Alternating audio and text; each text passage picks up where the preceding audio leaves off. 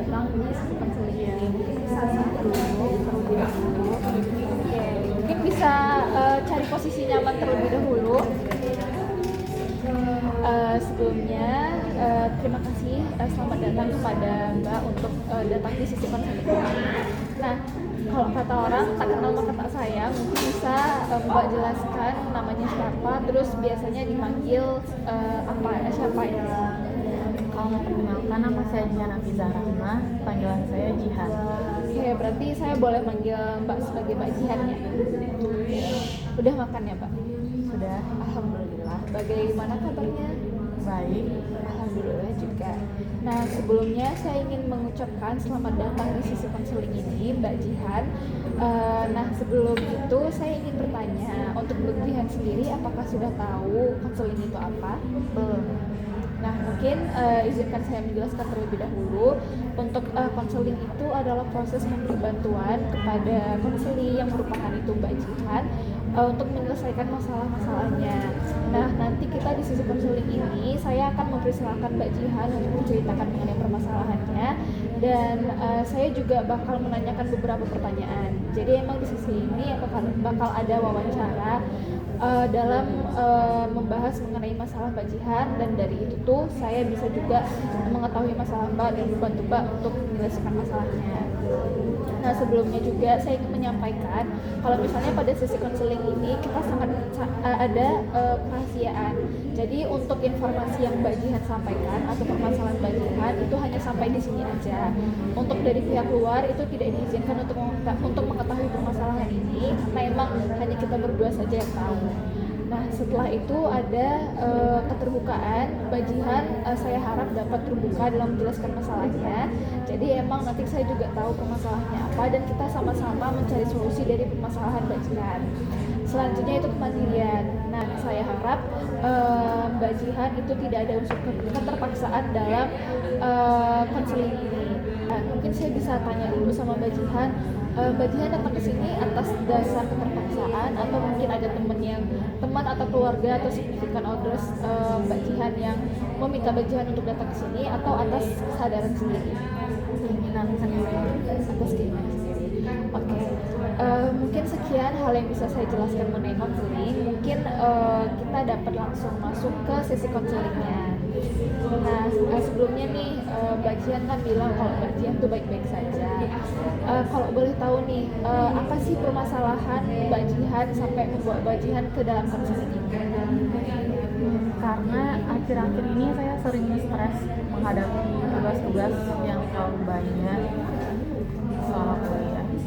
Selama kuliah, berarti untuk kesibukan Mbak Jihan saat ini itu adalah sedang berkuliah ya? Nah, dalam perkuliahan itu Mbak Jihan sedang merasakan stres. Nah, kalau boleh tahu nih, untuk stres itu sendiri, apakah stres menghadapi kelasnya atau stres dalam mengerjakan tugas-tugasnya saja?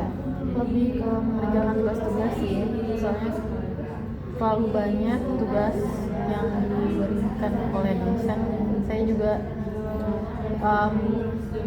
menyelesaikan satu tugas itu tidak semudah itu kan, jadi saya kebingungan, terus jadwal juga. Oke, berarti karena tugas yang banyak tadi itu Mbak Jihan menjadi kebingungan gitu. Bahkan untuk jadwal Mbak Jihan sendiri itu rasanya keteteran.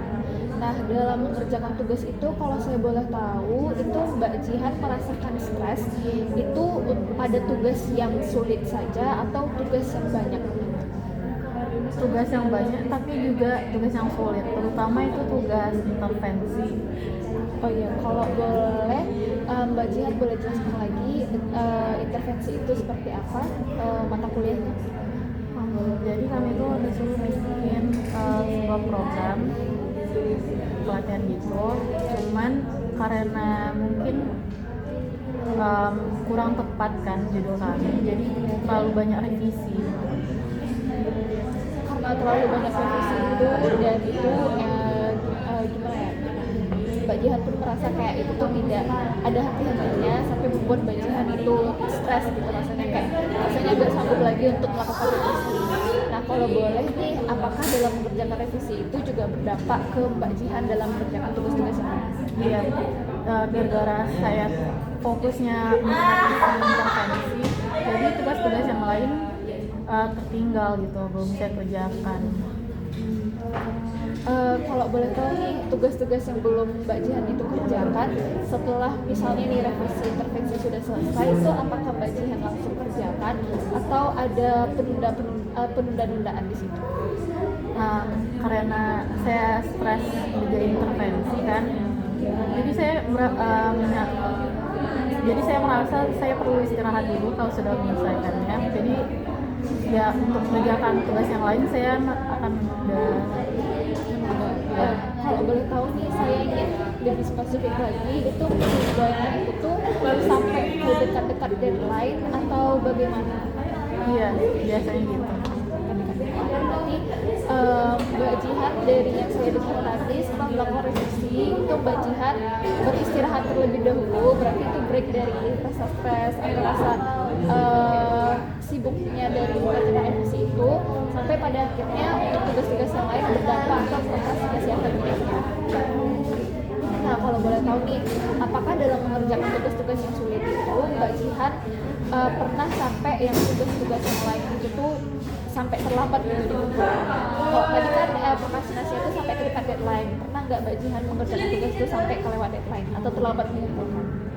Untuk semester ini kebanyakan ya udah lewat deadline.